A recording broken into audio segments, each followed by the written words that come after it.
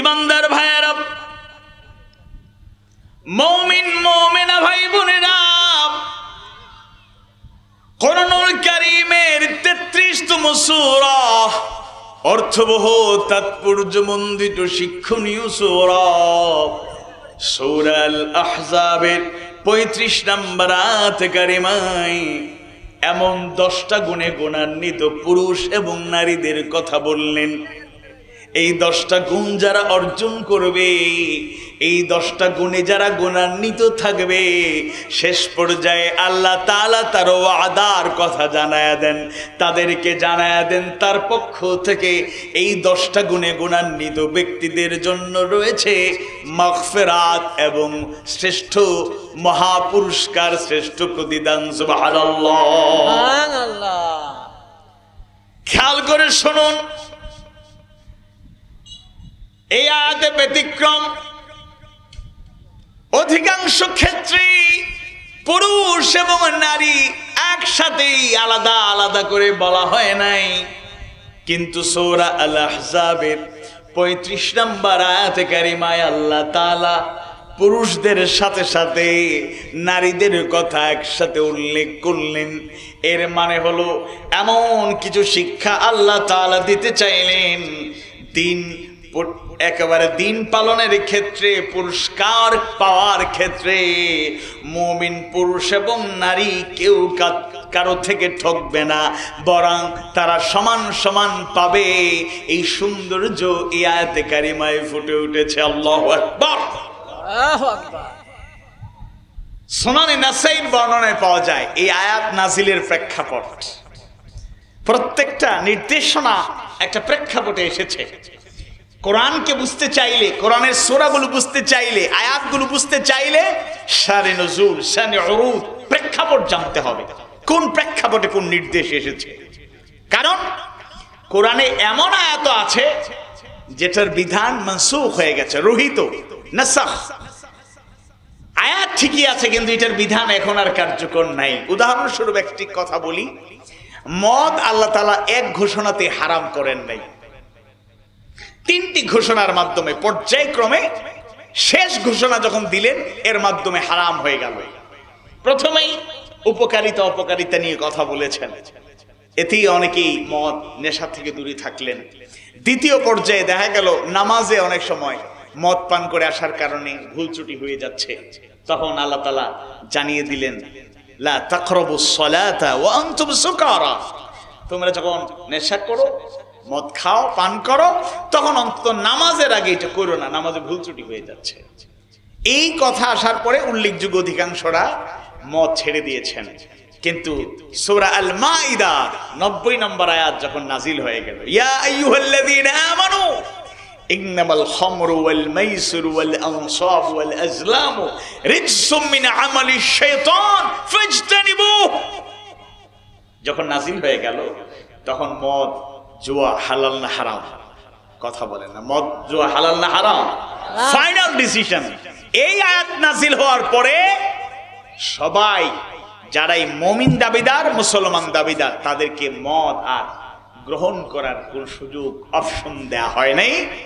এরকম বর্ণনা পাওয়া গিয়েছে ঘরের মধ্যে, পাতিলের মধ্যে মদ জমা ছিল, ভেঙে এগুলো এমন ভাবে ফেলে দেওয়া হয়েছে রাস্তায়, স্রোতের মতো মদ ভেসে গিয়েছে।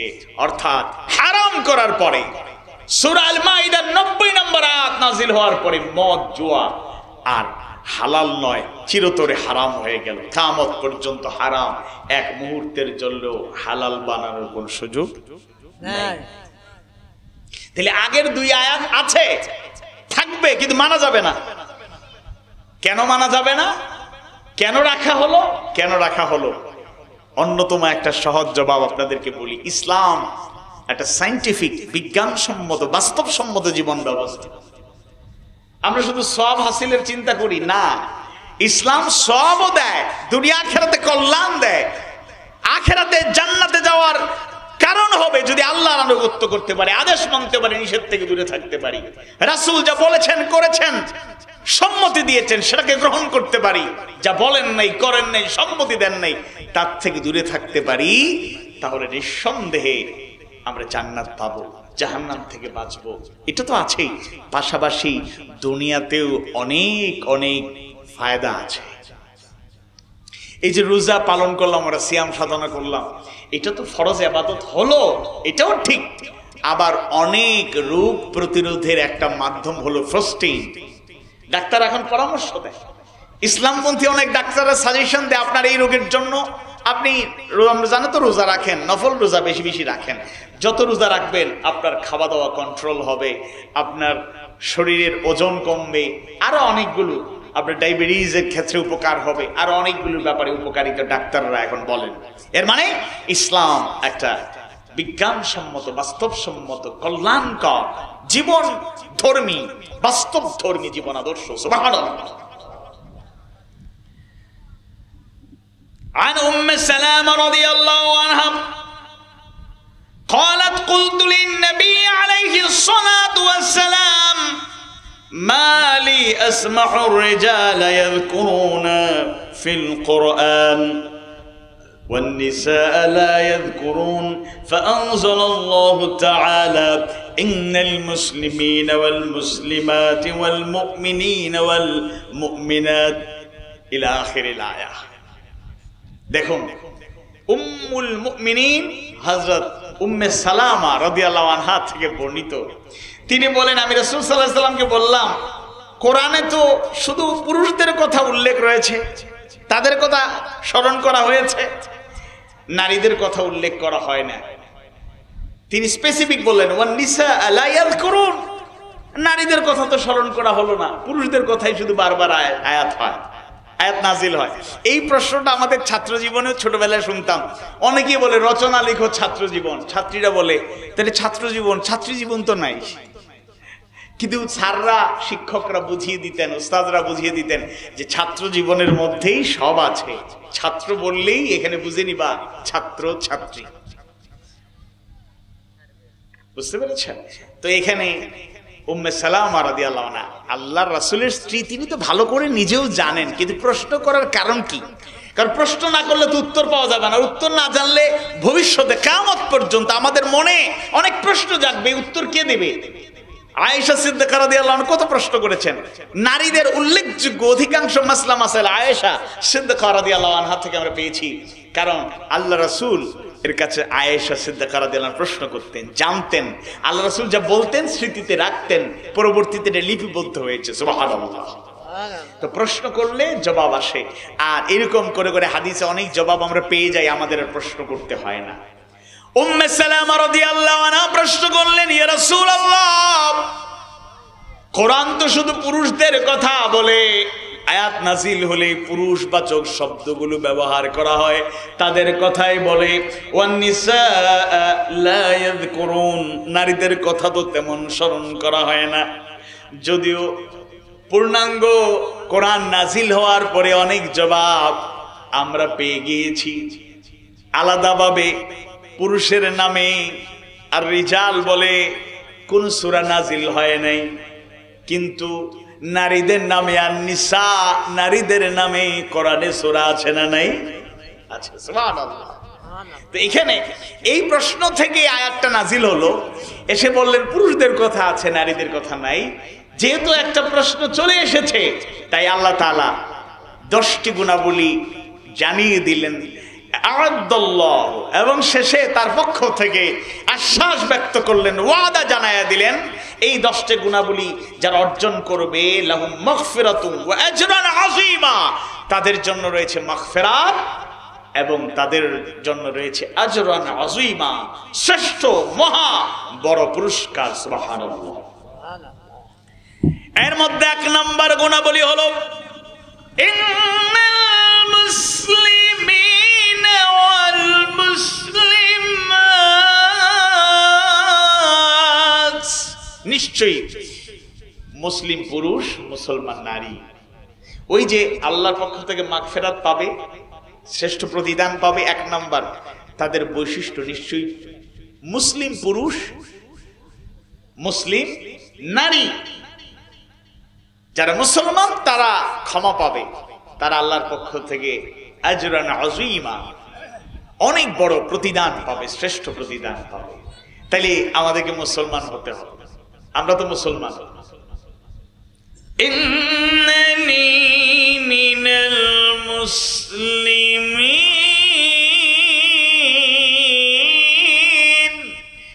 আমরা ঘোষণা দেই নিশ্চয়ই আমরা মুসলমানদের অন্তর্ভুক্ত, আমরা মুসলমান। কিন্তু আমরা মুসলমান আসলে কি প্রকৃত মুসলমান হতে পেরেছি, এটা আমাদের চিন্তা ভাবনা করতে হবে। আমি শুরুতেই বলার চেষ্টা করেছি, আবারও বলি, আমাদের দেশে আমরা খুব প্রাউড ফিল করি, বলি 90% মুসলমান, 90%, 92% মুসলমান। আলেমরা বক্তব্য দেন, আম জনতা বক্তব্য দেন, রাজনীতিবিদরা বক্তব্য দেন, সমাজ সেবকরা কথা বলেন, পাড়া মহল্লায়, মসজিদে, মাদ্রাসায়, বিভিন্ন জায়গায় গেলেই, মুসলমানদের অনুষ্ঠানে গেলে বলে এই দেশ মুসলমানদের দেশ। এর মানে অমুসলিমরা এখানে অধিকার পাবে না? No, never. অমুসলিম ভাই বোনেরা যারা শুনছেন, আপনারা কষ্ট নেবেন না। ইসলাম সবার অধিকার প্রতিষ্ঠা করেছে। আমরা তো মুসলিম রাষ্ট্রে আছি। ইসলামী রাষ্ট্র যদি এই দেশ হয়ে যায়, ভবিষ্যতে হবে ইনশাআল্লাহ, কোরআনের আলোকে যদি সমাজ চলে, রাষ্ট্র চলে, অমুসলিম ভাই বোনেরা চিন্তা করবেন না। এখন যে অধিকার পাচ্ছেন, অনেক সময় অধিকার আপনারা পান না ঠিক মতো। ইসলামের আলোকে, কোরআন হাদিস সুন্নাহর আলোকে যদি রাষ্ট্র চলে, সমাজ চলে, আপনি 100% অধিকার, রাইটস পাবেন। কেউ আপনার অধিকার হরণ করার দুঃসাহস দেখাতে পারবে না। আপনারা আপনাদের ধর্ম পালন করুন, আপনারা আপনাদের রিলিজিয়নকে আঁকড়ে ধরুন, আমরা কোনো আপত্তি করি না। কিন্তু আমরা মুসলমানদের কথা বলছি। আমরা যারা মুসলমান, আব্দুর রহমানের ছেলে আব্দুর রহিম, আব্দুল কুদ্দুস সাহেবের ছেলে আব্দুল গফুর, আব্দুল সত্তার সাহেবের ছেলে আব্দুল্লাহ, ঠিক আছে? কিন্তু আমাদের একটু আত্মপর্যালোচনা করতে হবে, আমরা কথা এবং কাজে প্রকৃত মুসলমান থাকতে পারছি কিনা।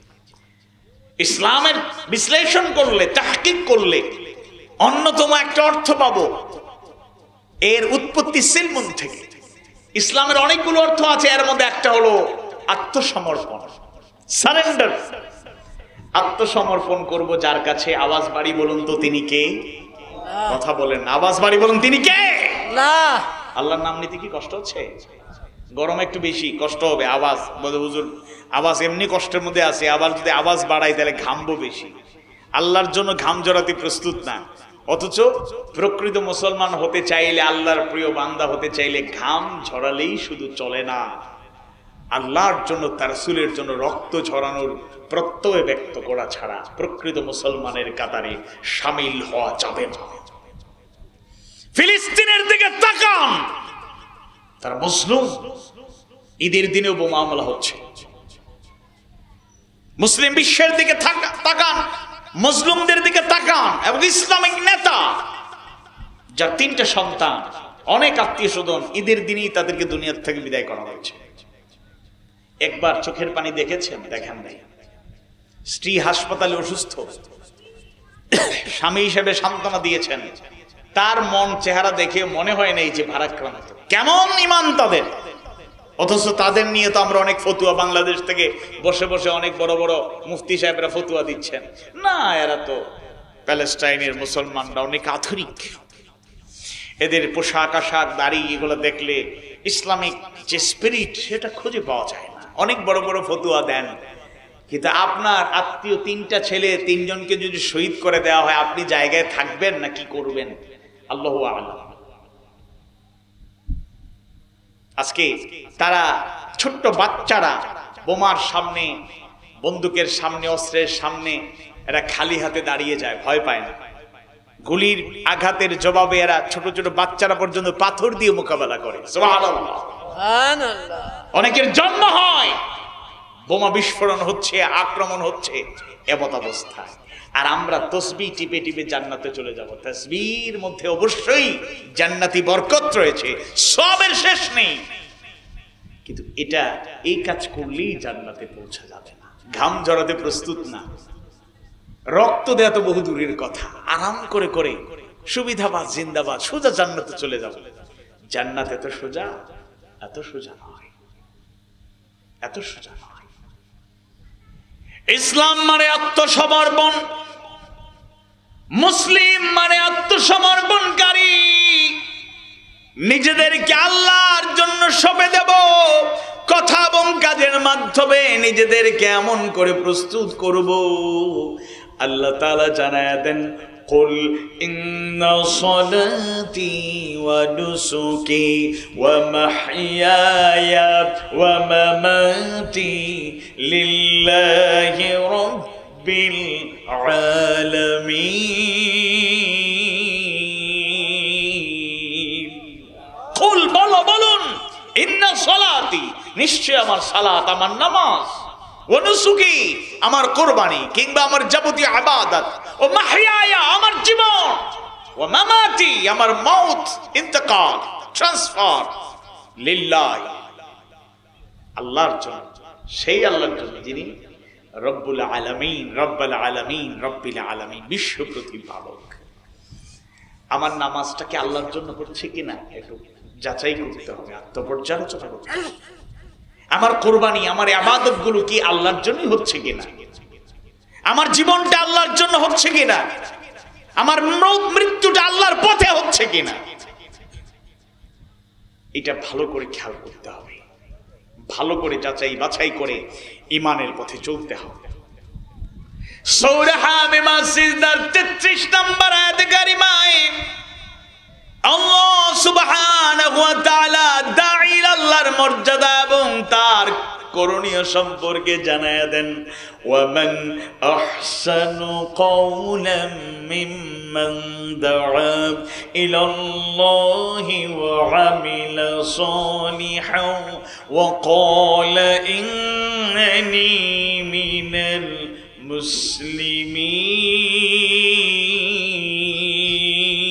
মুসলিমিন।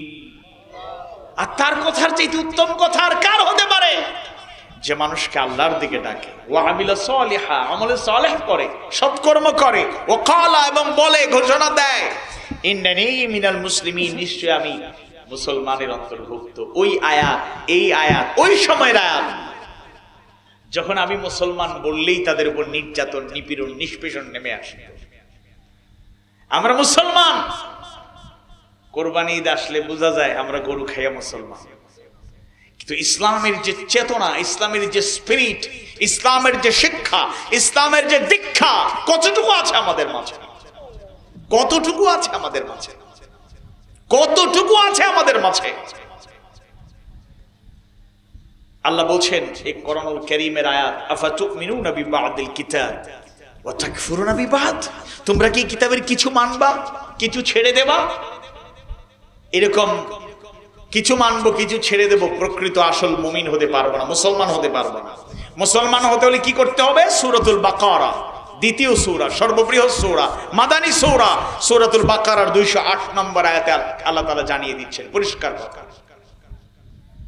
মুসলমান হতে চান এই আয়াতকে ফলো করতে হবে, ইত্তেবা করতে হবে, মানতেই হবে। আউযু বিল্লাহি মিনাশ শাইতানির রাজীম। ইয়া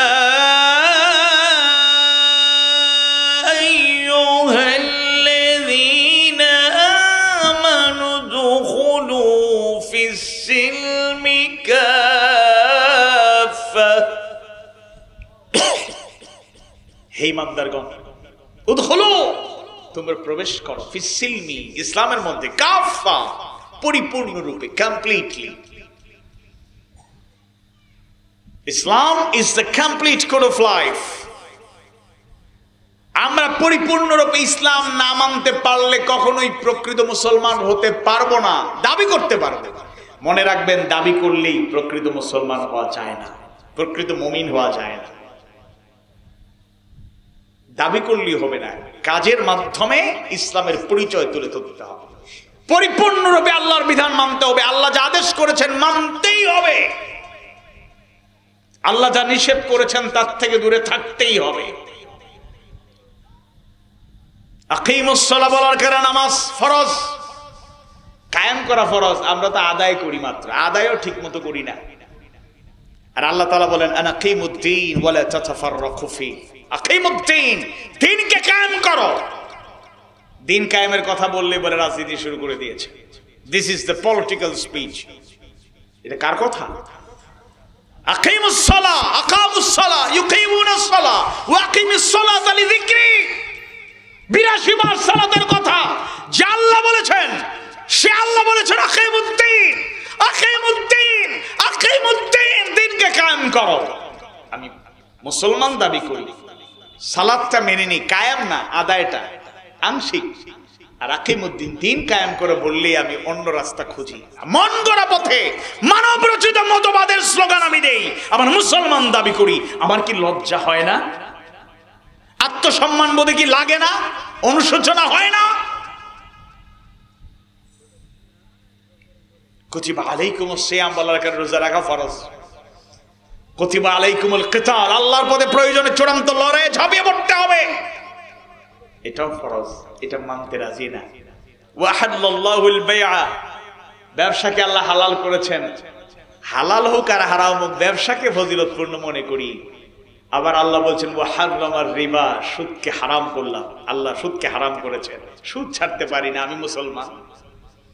ইমানদার ভাইয়েরা, মুমিন মুমিনা ভাই বোনেরা, আল্লাহর কাছ থেকে যদি মাগফিরাত চাই, আজরান আযীমা, মহাপ্রতিদান, শ্রেষ্ঠ প্রতিদান যদি আশা করি, তাহলে 1 নম্বরে কথা এবং কাজে আমাদেরকে মুসলমান হয়ে যেতে হবে।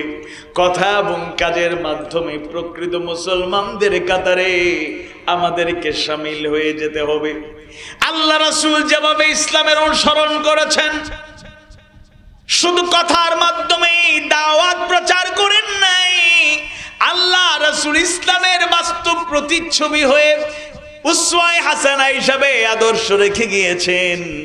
কদু খাওয়া সুন্নত বলি সুবহানাল্লাহ, মিষ্টি জাতীয় খাবার খাওয়া সুন্নত বলি আলহামদুলিল্লাহ মাশাআল্লাহ। এরকম সুন্নত গুলো খুঁজে বেড়ায়। আবার তায়েফের ময়দানে আল্লাহ রাসূল ইসলামের জন্য, আল্লাহর জন্য রক্ত দিয়েছেন, দাওয়াতের জন্য রক্ত দিয়েছেন।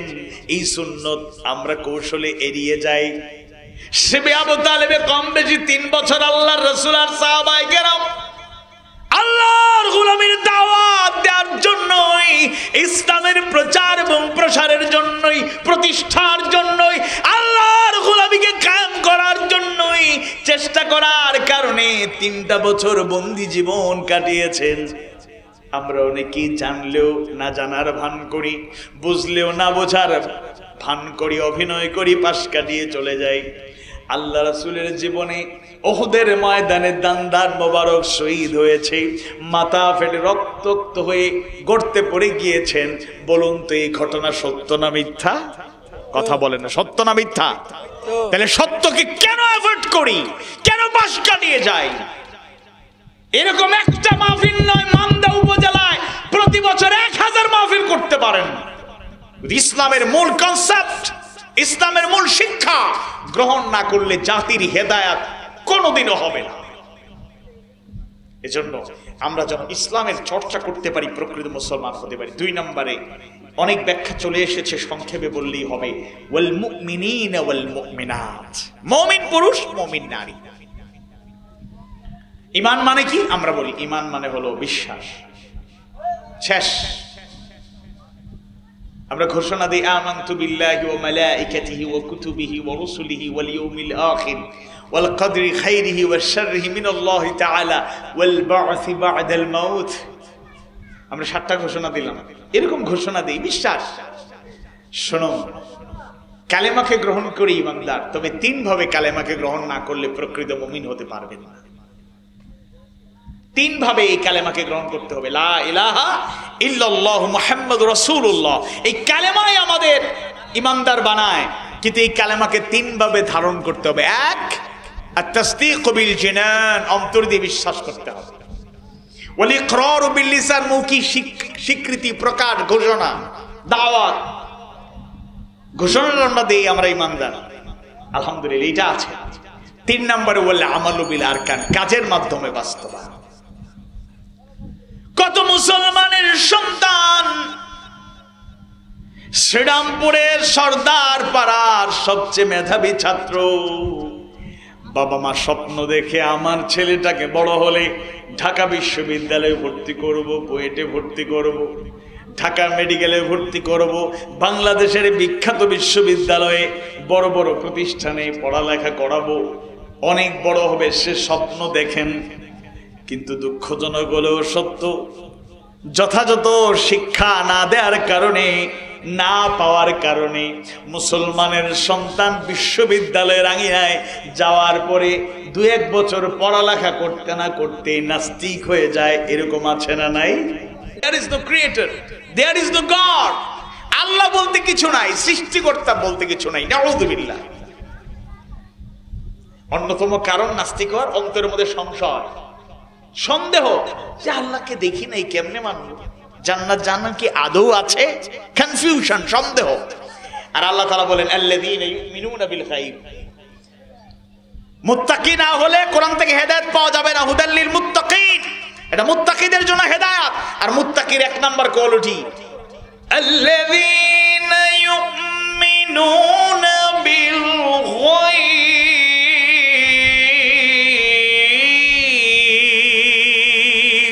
যারা অদৃশ্যের প্রতি ঈমান আনে। নাস্তিকরা বলে আনসিন ইজ নাথিং, যা দেখা যায় না কিছুই না, এরা বিশ্বাস করে না।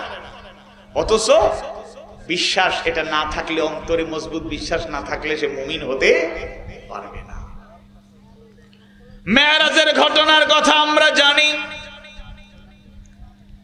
আবু জাহেল আল্লাহ রাসূল মেরাজ থেকে আসার পরে প্রথমত যে বর্ণনা করলেন মেরাজের ঘটনার বর্ণনা, আবু জাহেল একেবারে সবার আগে থেকে কাছ থেকে সরাসরি আল্লাহ রাসূলের জবান থেকে সে শুনলো, কাছ থেকে ভালো করে শোনার চেষ্টা করলো।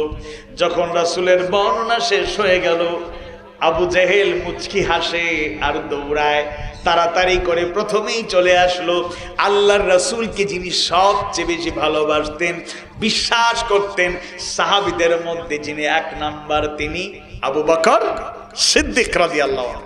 তার নাম ছিল তখন আবু বকর, তখনও সিদ্দিক যুক্ত হয় নাই। এই ঘটনার প্রেক্ষিতে আল্লাহ রাসূল তাকে সিদ্দিক উপাধি দিয়েছিলেন। সুবহানাল্লাহ। আবু জাহেল মেরাজের ঘটনার বর্ণনা শুনলো। শোনার পরে আবু বকরের কাছে এসে বলে, আবু বকর, তোমার নবী কি বলে তুমি কি শুনেছো? না, এখনো শুনি নাই। বলুন তো কি বলেছেন? ঘটনার পুরো বর্ণনা যা শুনেছে সে বলার চেষ্টা করলো।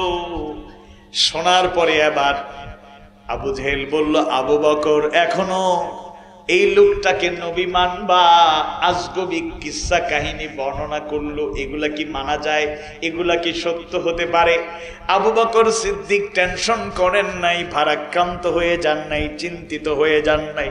শুধু শোনার পরে একটা প্রশ্ন করলেন, আবু জাহেল, কথাগুলো যা বলেছো আল্লাহ রাসূল বলেছেন কিনা?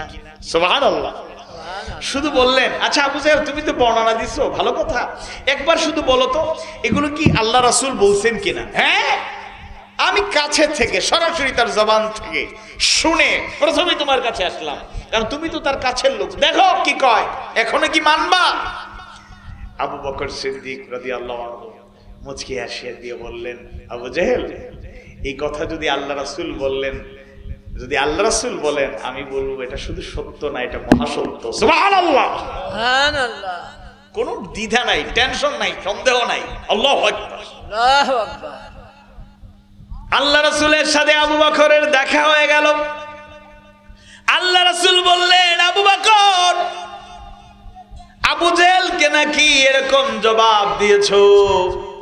আবু বকর সিদ্দিক রাদিয়াল্লাহু আনহু, যার নাম তখনও সিদ্দিক যুক্ত হয় নাই, তিনি বললেন, ইয়া রাসূলুল্লাহি, ইয়া হাবিবাল্লাহ, আপনি কখনো মিথ্যা বলতে পারেন না, কোনোদিন মিথ্যা কথা বলেন নাই। আর আপনার প্রতি ঈমান এনে, আল্লাহর প্রতি ঈমান এনেছি। আল্লাহকে তো আগেই দেখি নাই, না দেখি ঈমান এনেছি, কারণ আপনি সত্যবাদী, সব সময় সত্য বলেন। আপনার উপর আস্থা রেখে সব কিছু মেনেছি, আল্লাহকে দেখি নাই, তারপরেও আমি আল্লাহর প্রতি ঈমান এনেছি। আরো যত কিছুর বর্ণনা আসলো আপনার জবান থেকে আসলে এটা কখনোই মিথ্যা হতে পারে না, এটা সত্য। আল্লাহ রাসূল বললেন, আবু বকর, আমার প্রিয় আবু বকর, তুমি শুধু আবু বকর নও, তুমি সিদ্দিক, তুমি সত্যবাদী, মহা সত্যবাদী। সুবহানাল্লাহ। এরকম মুরব্বী বয়স মনে করেন 70-75, এই এলাকায় জন্মের পর থেকে ছোট্টবেলা থেকে মুরব্বীরা এক বন্ধু আর এক বন্ধু, আমাদের বন্ধুদের মধ্যে অমুক আছে, জীবনে তার কোনো কালেমা, কোনো দাগ জীবনে নাই, চরিত্রের কোনো কলঙ্ক নাই, জীবনে একটা মেয়ের দিকে তাকায় নাই, পর্দার খেলাফ করে নাই, নামাজ কাজা করে নাই, রোজা ছেড়ে দেয় নাই, অভদ্রতা করে নাই, তার জবানে কোনোদিন গালি শুনি নাই। অর্থাৎ লোকেরা মুখে মুখে সবাই স্বীকার করে তার চেয়ে ভালো লোক কেউ নাই। কারণ ভালো মানুষের শত্রু থাকে। এখন এক পক্ষ শত্রু হয়ে চিন্তা করলো তোমার সম্মান এতদিনের সব মাটির সাথে মিশিয়ে দেব, মিথ্যা একটা অপবাদ ছড়াইয়ে দিল যে অমুক অমুক এই কাজ করছে। এখন আপনি শোনার পরে ওই যে সন্দেহ তো হইতে পারে, ঠিক আছে, অবাস্তব না, মানুষ তো, এই মানুষ ছোটবেলা থেকে শোনো নাই উনি কোন এরকম না, ঠিক আছে, তবে এক হাতে তালি বাজে না, যা শুনছি কিছু যা রটে কিছু হলেও তো ঘটে, পুরোপুরি করে নাই, আংশিক করছে। এই সন্দেহ আমাদের হৃদয়ে বাসা বাঁধে। এটা বাদ দেন, মানুষ ভুল করতেই পারে, কিন্তু আল্লাহর প্রতি, জান্নাত জাহান্নামের প্রতি, আখিরাতের প্রতি, কোরআনের প্রতি, রাসূলদের প্রতি যে ভাগ্যের প্রতি যে ঘোষণা আমরা দিয়েছি, ঈমান এনেছি, এই ব্যাপারে ন্যূনতম কোনো সন্দেহ থাকা উচিত নয়। তাহলে ঈমানদার তারা যারা অন্তর দিয়ে দৃঢ়ভাবে বিশ্বাস করে, আল্লাহ তার রাসূলকে বিশ্বাস করে। 2 নম্বরে এরা ঘোষণা দেয়, প্রকাশ করে, দাওয়াত দেয়। আর 3 নম্বরে বলে আমালু বিল আরকান, কাজের মাধ্যমে বাস্তবায়ন করে। ঈমানদারের পরিচয় আপনি আমলের মাধ্যমে দেখাতে চান, ঈমান আনার পরে 1 নম্বর ইবাদত হলো নামাজ। সূরা তাহার 14 নম্বর আয়াত পড়লে পরিষ্কার বুঝতে পারবেন, ইন্নানি আনাল্লাহ লা ইলাহা ইল্লা আনা ফা'বুদনি ওয়া আকিমিস সালাতা লিযিকরি।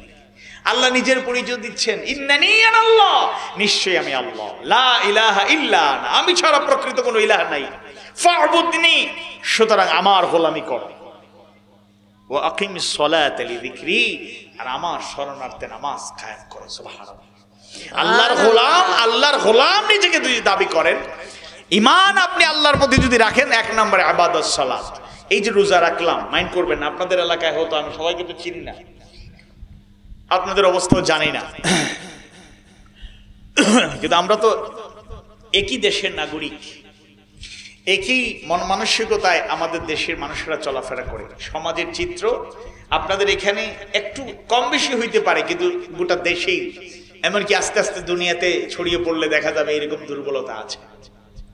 এমন অনেক রোজাদার সাহারি ঠিকঠাক মতো গ্রহণ করেছে, ফজর নামাজ পড়েই ঘুমায় যায়। আবার অনেকে আছে ফজর পড়ে ঘুমালো, জোহর আসর চলে যায়, ইফতারের আগে ছাড়া তাকে তোলা যায় না। এই রোজা রাখা, রোজা একটা ফরজ ইবাদত, এটা মানতে গিয়ে আর একটা ফরজ ছেড়ে দিচ্ছে, খবরই নেই। শুধু ভোরবেলা থেকে আপনি ফজর শুরু হওয়ার আগে থেকে খাবার বন্ধ করে দিলেন, একেবারে সাহারি ইফতার পর্যন্ত, মাগরিব শুরু হওয়া পর্যন্ত আপনি খাবার বন্ধ রাখলেন। এই ফাস্টিং, এই উপোস থাকার নামই রোজা না। রোজা কি শিখাতে চায় আমরা শিক্ষা গ্রহণ করতে পারছি না বলেই রমাদান আসে যায়, ঈদুল ফিতর আসে যায়, রোজা রাখি, আবার সময় যায়, জীবনে কোনো পরিবর্তন আসে না, আমার মধ্যে কোনো মানসিকতার পরিবর্তন হয় না। তাহলে ঈমানদার, আমি ঈমানদার আমলের মাধ্যমে প্রকাশ করব ইনশাআল্লাহ।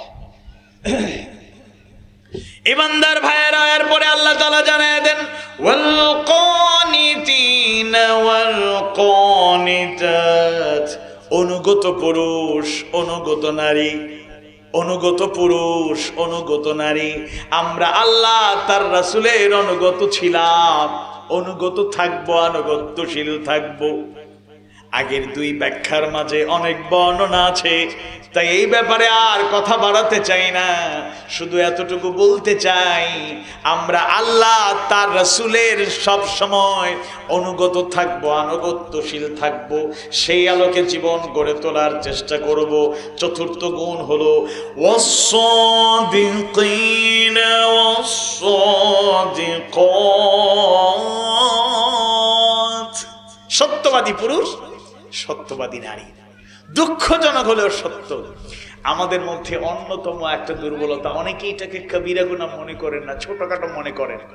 অথচ এ ব্যাপারে বলা হয়, মিথ্যাকে বলা হয় আল কিযবু উম্মুয যুনুব। পজিটিভ ওয়েতে মা যেভাবে আমার কাছে মর্যাদার অধিকারী, কদর বেশি পান, পাপের মধ্যেও নেগেটিভলি, পাপের মধ্যেও সবচেয়ে জঘন্য বড় পাপ, অন্যায় হলো মিথ্যা। কারণ মিথ্যা থেকে অনেক পাপের রচনা হয়, সূচনা হয়, শুরু হয়। একটা মিথ্যা কথা বললেন, এটাকে ঢাকতে গিয়ে আরো 10টা 20টা 50টা মিথ্যা কথা বলতে হয়। একবার এক মিথ্যা কথা বলছিলেন, সারাটা জীবন এই মিথ্যাকে ঢাকতে গিয়ে সারাটা জীবন মিথ্যা বলেই গেলেন। একটা তথ্য আপনি মিথ্যা বলেছিলেন কিশোর বয়সে বা যুবক বয়সে, বুড়ো বয়সেও ওই যে তথ্য বলছেন একবারও স্বীকার করেন না, এই মিথ্যার উপরই আছে।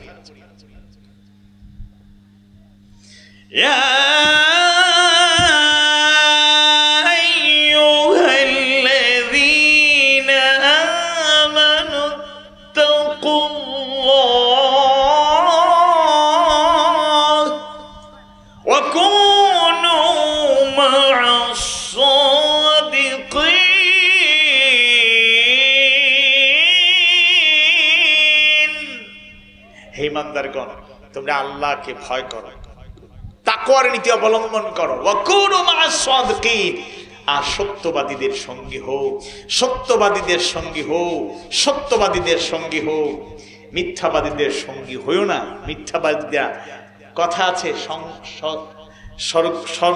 সঙ্গদোষে লোহ জলে ভাসে, সঙ্গদোষে লোহ জলে ভাসে, সৎসঙ্গে স্বর্গবাস, অসৎসঙ্গে সর্বনাশ।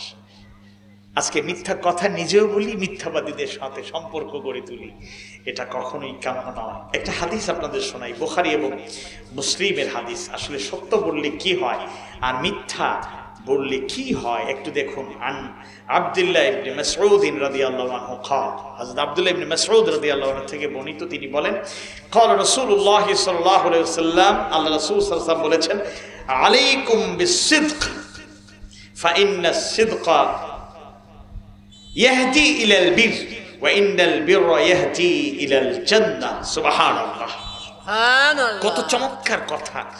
আল্লাহ রাসূল বলেছেন, তোমরা সত্য বলবে, সত্য পন্থা অবলম্বন করবে, কারণ সত্য, সততা, সত্য পন্থা মানুষকে পরিচালিত করে পুণ্যশীলতার দিকে, বীর ভালোর দিকে, কল্যাণের দিকে।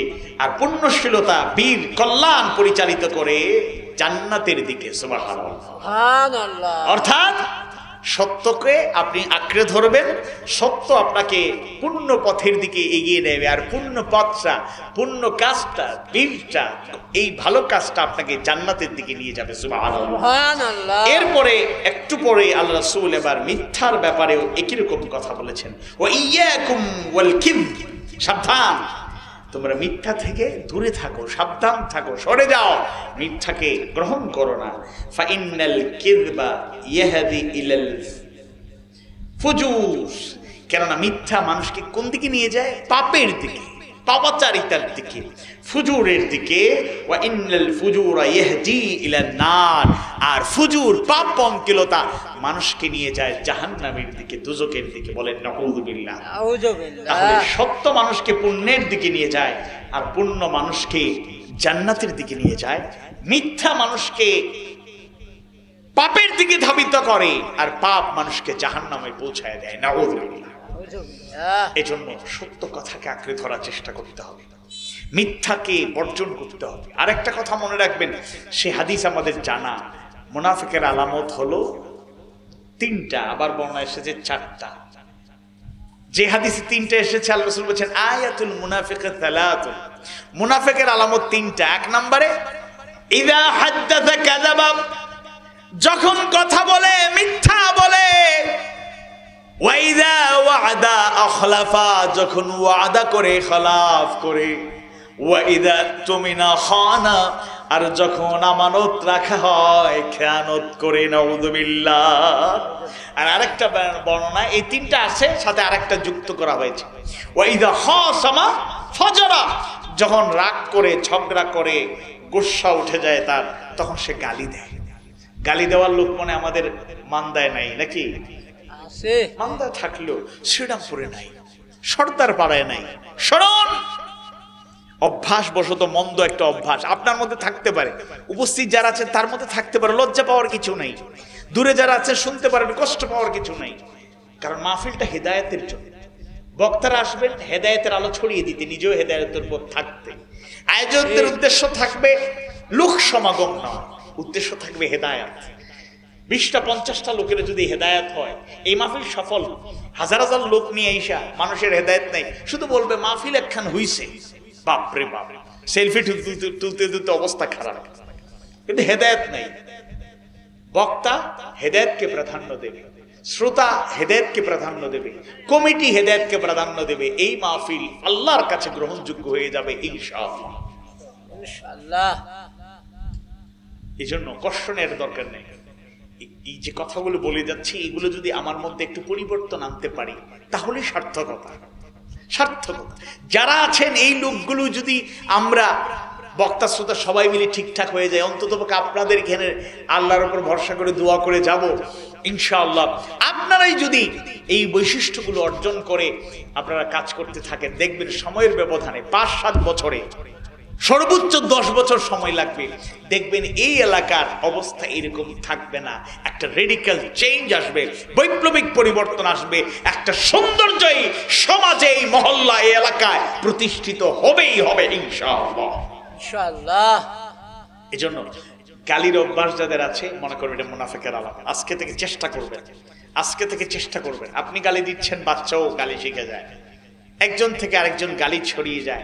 আপনি বাবাকে তুলে গালি দিয়েছেন, ও দাদাকে তুলে গালি দেবে, আপনি তার দাদার দাদা নিয়ে গালি দেবেন। বংশ 14 গোষ্ঠী মরেও শান্তি নেই, গালি চলতেছে, গালি বর্ষণ হচ্ছে। না, এটা মুনাফিকের আলামত। কথা বললে মিথ্যা বলা যাবে না, ওয়াদা করলে রক্ষা করতে হবে, আমানত রাখলে খেয়ানত করা যাবে না, আমানতের সংরক্ষণ করতে হবে ইনশাআল্লাহ। আর রাগ হোক আর গোসা হোক আর যাই হোক, আমি কখনোই যেন গালি না দেই এই চেষ্টা করে যাব ইনশাআল্লাহ। ওয়াসসাবিরিনা ওয়াসসাবিরাত, ধৈর্যশীল পুরুষ, ধৈর্যশীল নারী। ধৈর্য কোন সময়? অনেক ব্যাখ্যা আছে, সেদিকে যাচ্ছি না। কারণ আমরা যে ধৈর্য বলি, মুফাসসিরদের সুন্দর আরেকটা বর্ণনা আছে। সবর মানে তারা বলেছেন 2টা কাজ, একটা হলো সবরু আলা তাআহ, আল্লাহর আনুগত্যে সবর, মানে আল্লাহর আনুগত্যে অটল থাকা।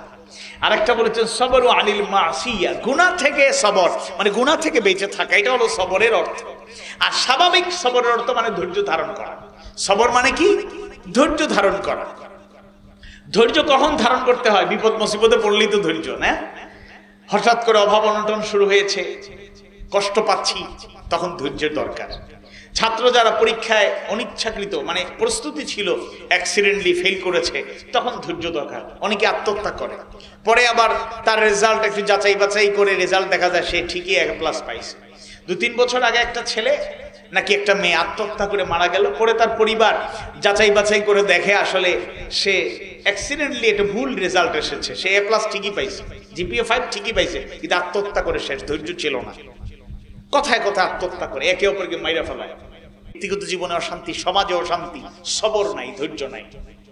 এজন্য ধৈর্যের চর্চা করতে হবে, তাহলে আমরা আল্লাহর পক্ষ থেকে মাগফিরাত পাবো, আজরান আযীমা, বড় পুরস্কার পাবো ইনশাআল্লাহ। ধৈর্যের ফল মিষ্ট হয়, কষ্ট নিবেন না। আমি যেখানেই যাই আমার সিলেটে দাওয়াত দিই, আপনাদেরকে দাওয়াত দিয়ে যাচ্ছি, যাদের সুযোগ আছে সময় আছে আপনারা সিলেটে ভ্রমণ করতে আসবেন। আল্লাহ বলছে কুল সিরু ফিল আরদ, তোমরা জমিনে ভ্রমণ করো। ভ্রমণ করলে অনেক কিছু শেখা যায়। আল্লাহর সৃষ্টি রাজি দেখে শুধু সেলফি তুলে আর ছবি তুলে পোস্ট করলে হবে না। আল্লাহর সৃষ্টি রাজি দেখে তার কৃতজ্ঞতা প্রকাশ করতে হবে, আল্লাহকে চেনার, আল্লাহকে জানার চেষ্টা করতে হবে। আপনি গেলেন, যাওয়ার সময় যাওয়ার পরে চিন্তা হলো আরে সিলেটে যখন চলে আসছি, কত বড় অলি শুয়ে আছেন শাহজালাল রহমতুল্লাহ, কত বড় অলি শুয়ে আছেন শাহপরান রহমতুল্লাহ, একটু কবর জিয়ারত করেন। ওই জিয়ারত করার উদ্দেশ্যে যাওয়া জায়েজ নাই, বোঝার চেষ্টা করবেন। সফরের উদ্দেশ্যে গেলেন, এরপরে কবরের পাশে গেলেন, আপনি জিয়ারত করলেন, সুন্নাত সব পাবেন। কিন্তু যেই দৃষ্টি আকর্ষণটা করতে চাই, অনেক কি কষ্টে আছে, অভাব অনটনে আছে, গিয়ে দোয়া করে, বাবা অভাব তো কাটে না, অভাব দূর করে দাও, নাউযুবিল্লাহ। শিরক, অনেক মা বোনেরা সংসার টিকবে না, স্বামী বলে দিয়েছে আর কত ধৈর্য ধরবো, 8-10 বছর অপেক্ষা করলাম, এবার যদি সন্তান না আসে তাইলে আমি মাসনা সুলাসা ওরুয়া, আমি এবার দ্বিতীয় বিয়ের আমল করব। তুমিও থাকো, আরেকজন নিয়ে আসবো, চেষ্টা করবো। এবার মন খারাপ, গিয়ে বাবার দরবারে গিয়ে কয়, বাবা সন্তান নাই, সন্তান দাও। নাউযুবিল্লাহ, সন্তান দেওয়ার মালিক তো আল্লাহ। ইন্নাশ শিরকা লাযুলমুন আযীম। যতই কষ্ট আসুক, যতই দুঃখ আসুক, যতই বেদনা থাকুক, যত হতাশা নিরাশা আপনাকে আঁকড়ে ধরুক, সবর করুন। আল্লাহ সাহায্য পেতে চান, দুইটা কাজ করতেই হবে। যেহেতু তাফসীর, তাই আয়াত হাদিস এগুলো জেনে রাখুন ভালো করে। বিপদে বললে, মুসিবতে বললে, কষ্টে থাকলে, দুঃখে থাকলে, যে কোনো চাওয়া পাওয়া যদি থাকে, তাহলে দুনিয়ার কারো কাছে মাথা নত করার প্রয়োজন নাই, কারো কাছে চাওয়ার দরকার নাই। যার কাছে চাইতে হবে তার কাছেই চাই, তিনি দেবেন। তবে দুইটা পদ্ধতি অনুসরণ করলে আল্লাহ সাহায্য করবেন। সূরাতুল বাকারার 153 নম্বর আয়াত কারিমায় আল্লাহ তাআলা জানায়া দেন, ইয়া আইয়ুহাল্লাযীনা আমানুস্তাঈনু বিস-সাবরি ওয়াস-সালাহ ইন্নাল্লাহা মা'আস সাবিরিন। হে ইমানদারগণ, তোমরা যারা ঈমান এনেছো, ইস্তাঈনু, আমার পক্ষ থেকে সাহায্য চাও, গ্রহণ করতে পারো। বিস-সাবরি ওয়াস-সালাহ, সবর এবং সালাতের মাধ্যমে। ইন্নাল্লাহা মা'আস সাবিরিন, নিশ্চয় আল্লাহ তাআলা ধৈর্যশীলদের সাথে আছেন। সুবহানাল্লাহ।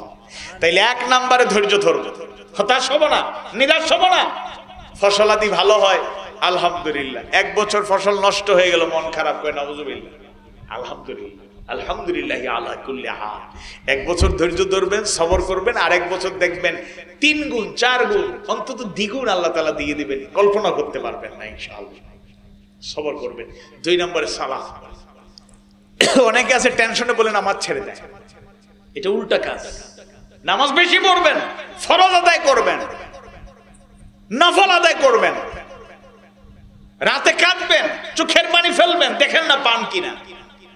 আর একদিন তাহাজ্জুদ পড়ে আল্লাহ তো দিল না, নাউযুবিল্লাহ, এত স্থির। তাহলে ধৈর্য নাই আপনার। দুইটার মধ্যে কম্বিনেশন লাগবে, একটা হলো সবর, আরেকটা হলো সালাত। দুইটা ঠিকঠাক রেখে আজকে ঘোষণা দিয়ে গেলাম ইনশাআল্লাহ, চ্যালেঞ্জ দিয়ে বললাম, জীবনের যে কোনো প্রবলেম, যে কোনো সমস্যা, যে কোনো কঠিন অবস্থা আপনার থাকুক, এই দুইটা গুণ গ্রহণ করে আল্লাহর কাছে সাহায্য চাইতে থাকেন, দেখবেন বেশি দেরি হবে না, আল্লাহর সাহায্য আসবেই আসবে।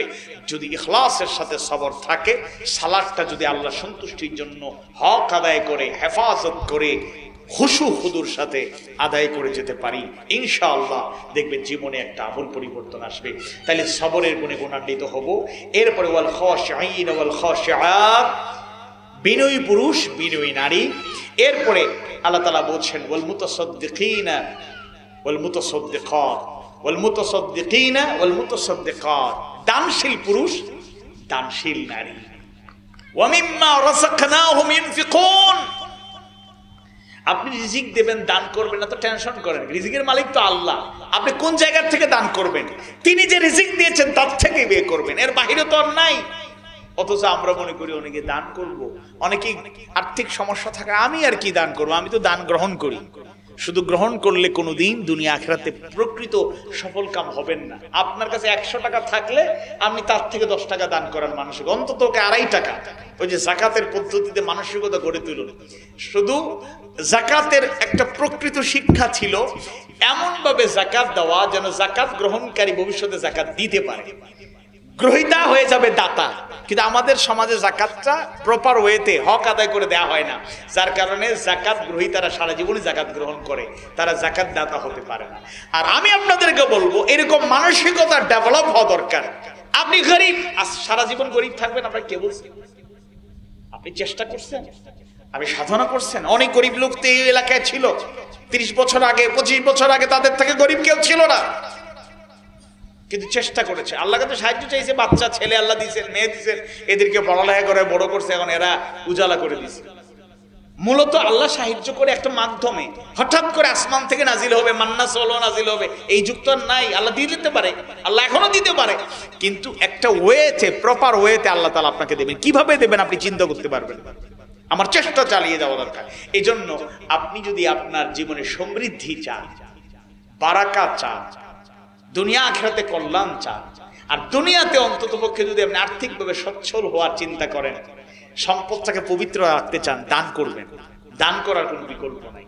আপনার দান বেশি করা, অনেকে আছে 1 লাখ টাকা দিলে গায়ে লাগবে না, উনি 5,000 টাকা দিয়ে মারহাবা নিতে চায় বারবার, 500 টাকা দিয়ে খুশি হয়েছেন তো না, এটা করবেন না। আপনি সাধ্যের আলোকে, সামর্থ্যের আলোকে, আমি গরিব হলেও আমি দান গ্রহণ করি, এই কথাও ঠিক, তার থেকে আবার ব্যয় করি, এই মানসিকতা আপনার মধ্যে লালন হলে আপনি কল্যাণ পাবেন ইনশাআল্লাহ। ওয়াসাইমিন ওয়াসাইমাত, এরপরে রোজাদার পুরুষ, রোজাদার নারী। আলহামদুলিল্লাহ, রোজাদার পুরুষ, রোজাদার নারী, এখানে আবার মুফাসসিরদের একটু ব্যাখ্যা আছে। আমরা 1 মাস তো আল্লাহ তাআলা সিয়াম সাধনা ফরজ করে দিলেন। يا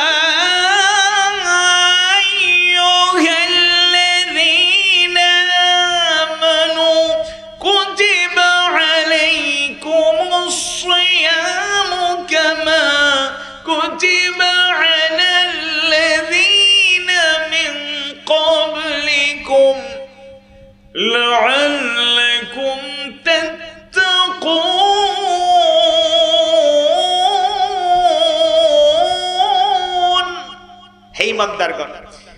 তোমরা যারা ঈমান এনেছো, কুতিবা আই ফরিদা আলাইকুমুস সিয়াম, তোমাদের উপর রমজানের রোজাকে ফরজ করে দেওয়া হয়েছে, কামা কুতিবা আলাল্লাযীনা মিন ক্বাবলিকুম, যেভাবে তোমাদের পূর্ববর্তীদের উপর ফরজ করা হয়েছিল, লাআল্লাকুম তাত্তাকুন, আশা করা যায় সম্ভবত তোমরা মুত্তাকী হবে, তাকওয়া অর্জন করবে। এজন্য এই রোজা তো আছেই, সাথে সাথে কোন কোন মুফাসসিররা বলেছেন যারা এই রোজার সাথে সাথে তারা নফল রোজা রাখায়, সুন্নাত রোজা রাখায় অভ্যস্ত হয়। বিশেষ করে ইবনে কাসির রাহিমাহুল্লাহর বর্ণনায় পাওয়া যায়, তাফসীর ইবনে কাসিরের বর্ণনা পাওয়া যায়, ফরজ রোজার পাশাপাশি মাসে যারা 3টা রোজা রাখে, আইয়ামে বীদের রোজা আছে না, মাসে 3 দিন, আরবি মাসের 13, 14, 15, এই 3টা রোজা যারা রাখে তারা হলো এই আস-সাইমিন ওয়াস-সাইমাত, রোজাদার পুরুষ এবং নারীদের অংশ। এছাড়াও আরো নফল ইবাদত আল্লাহ রাসূল একদিন বিরতি দিয়ে দিয়ে রোজা রাখতেন, এই দলিল পাওয়া যায়। একটা না, প্রতিদিন রোজা রাখা, এটা আবার রমজানে প্রতিদিন, একদিন মিস করা যাবে না, বাস্তব কারণ ছাড়া। 2টা কারণ তো বলা হয়েছে, মুসাফির আর হলো আও আলা মারিদান, যদি কেউ অসুস্থ থাকে কিংবা মুসাফির থাকে, তাদের জন্য কষ্টসাধ্য হয়ে গেলে তাদের কাজা করতে পারবে পরবর্তীতে, এছাড়া প্রতিদিন রাখতে হবে। আর আইএমএ বীজের রোজা রাখা, এই যে এখন চলছে শাওয়ালের 6টা রোজা, আমি নিজেও ঈদের পর দিন থেকে সফরে বের হয়ে গেছি, আল্লাহ যদি তৌফিক দেন আপনারা দোয়া করবেন, বাসায় ফিরে ইনশাআল্লাহ চেষ্টা করবো, যেহেতু মাসটা আছে, সুযোগ আছে, পরিবার পরিজন রোজা রাখার চেষ্টা করছেন, আল্লাহ তাদের তৌফিক দিন। আর আমরাও যেন সফর শেষ করে ফাঁকে ফাঁকে সময় সুযোগে আমলটা করতে পারি, শাওয়ালের 6টা রোজা, তাইলে আমার পুরো 1 বছরের রোজার সওয়াব পাবো ইনশাআল্লাহ। সুবহানাল্লাহ, কত সুযোগ আছে। তাইলে আস-সাইমিন ওয়াস-সাইমাত, যুবক, কিছু বক্তা তো আছে নিজেও বিয়ে করে নাই, শুধু বিয়ে করার ব্যাপারে উদ্দীপ্ত করে, বিয়ে করো বিয়ে করো, যে কোনো মূল্যে বিয়ে করো, খায়া কাম নাই, যে কোনো মূল্যে বিয়ে করতে হবে, ইসলাম শিখাইছে। কিছু মৌলিক নীতি তো আছে। হ্যাঁ, বয়স হয়ে গেছে, প্রাপ্ত বয়স্ক, কম বয়স হইলে আপনি বিয়ে করাইতে পারবেন, আপনার সামর্থ্য আছে। যে সামর্থ্য নাই, একজনকে চালানোর যোগ্যতা নাই, এটা বিয়ে জোর করে দিয়ে দিলেন, পরে সংসার টিকলো না, অশান্তি না। 2টার মধ্যে চেক এন্ড ব্যালেন্স। অবশ্যই বিয়ে যত আগে করতে পারবেন, পাপ পঙ্কিলতা থেকে মুক্ত থেকে পরিপূর্ণ মুমিন মুমিনা হওয়ার জন্য এটা একটা অন্যতম একটা সুন্নাহ আমল, এটা বিশাল একটা সুযোগ। কিন্তু আমার তো ক্যাপাসিটি, ক্যাপাবিলিটি থাকতে হবে, সুযোগ থাকতে হবে, সুস্থতা, সামর্থ্য, সক্ষমতা, সব দিক থেকে সক্ষমতা, পরিপূর্ণ সক্ষমতা।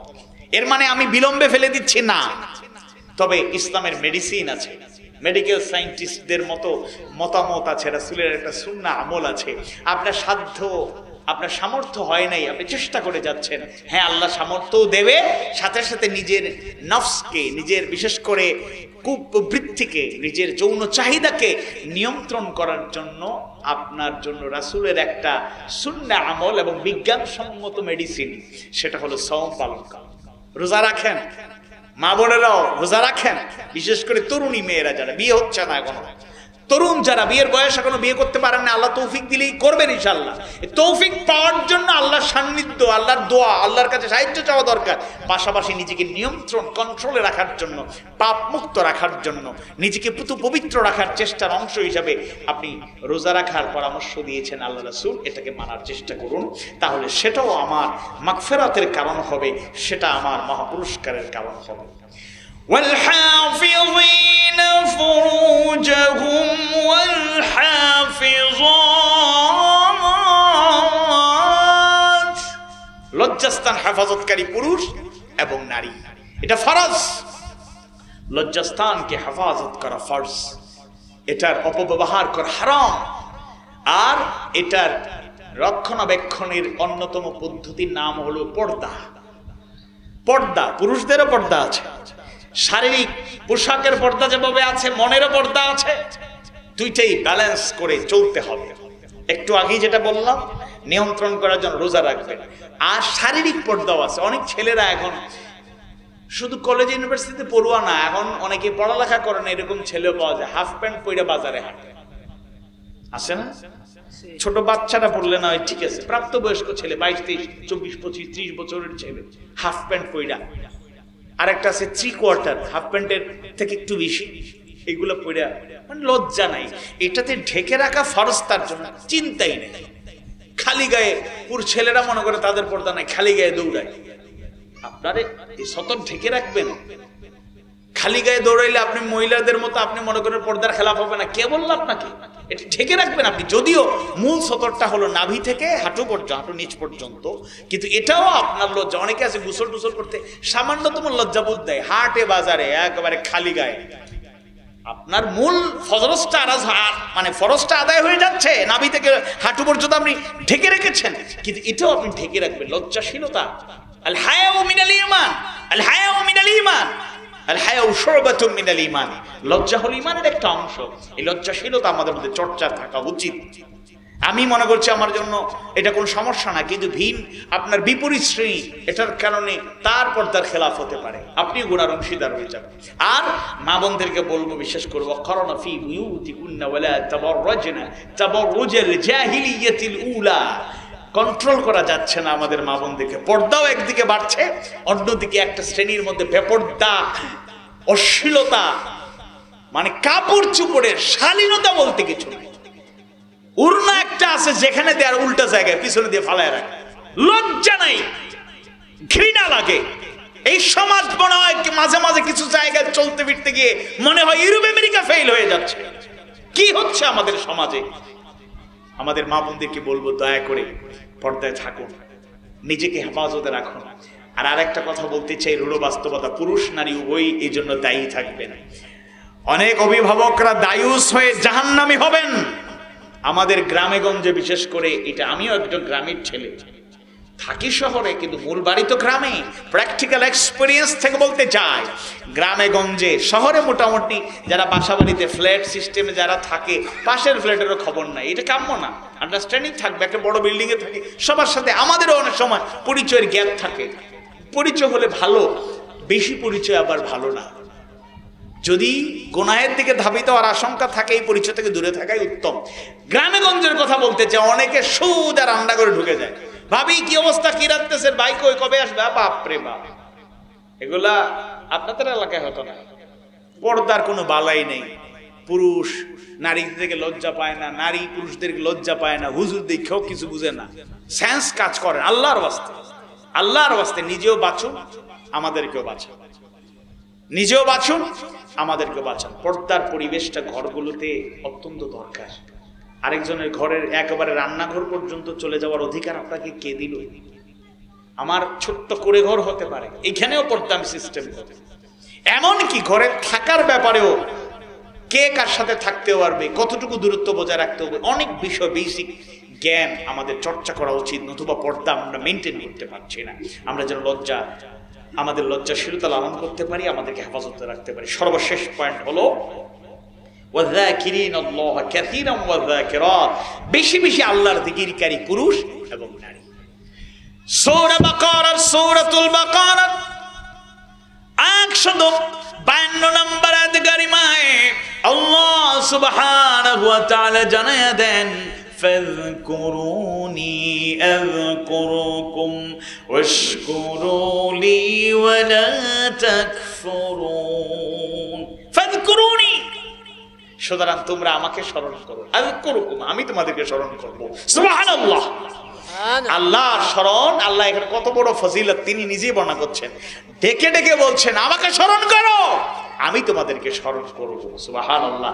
আল্লাহর জিকির যদি জারি রাখে, আমরা জারি রাখতে পারি, আল্লাহর স্মরণ সব সময় হৃদয়ে বাস্তবতায় যদি জাগরুক রাখতে পারি, আল্লাহর স্মরণে তো সব সময় আমরা আছি, কিন্তু এই স্মরণ মানে হলো রহমতের দৃষ্টিতে আল্লাহ আমাদের স্মরণ করবেন। আল্লাহর স্মরণে আমরা থাকব, আল্লাহ যখন যে সাহায্য দরকার, যখন যে প্রয়োজন, যখন যে চাহিদা, যখন যে প্রয়োজনীয়তাটুকু তিনি মনে করবেন সেটা দিয়ে দিবেন। বিপদে মুসিবতে দুঃখ কষ্টে আমরা আল্লাহর স্মরণ করব, আল্লাহ আমাদের স্মরণ করে সাহায্য করবেন। সুখের দিনেও সুখটাকে শোনেন, স্বাধীনতা অর্জনের চাইতে স্বাধীনতা রক্ষা করা কঠিন। আপনি হঠাৎ করে ব্যবসায় বিশাল মুনাফা হয়ে একেবারে আঙ্গুল ফুলে কলা গাছ হয়ে আর টাকা উড়াতে থাকলেন, কয়দিন পরে আপনি ফকির হয়ে যাবেন, দেউলিয়া হবেন, ডিপ্রেশনে ভুগবেন, লস হবে, অনেক কিছু হবে। স্বাধীনতা টাকা পাইছেন হালাল পথে, এটাকে সংরক্ষণ করুন, আল্লাহ সাহায্যটা জিকিরে থাকুন, তাহলে আল্লাহ এটাকে রক্ষণাবেক্ষণের ব্যবস্থা করবেন। অনেকে আছে টাকা আসে আবার হাওয়ার গতিতে আবার টাকা চলে যায়, থাকে না।